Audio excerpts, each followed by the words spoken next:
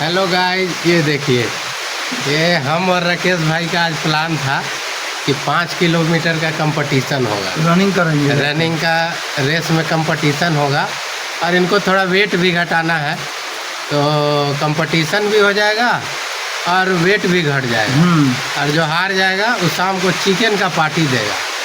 अब आप लोग सोचिए, चिकन का पार्टी होगा तो इनका वेट कैसे घटे। बॉयल चिकन का।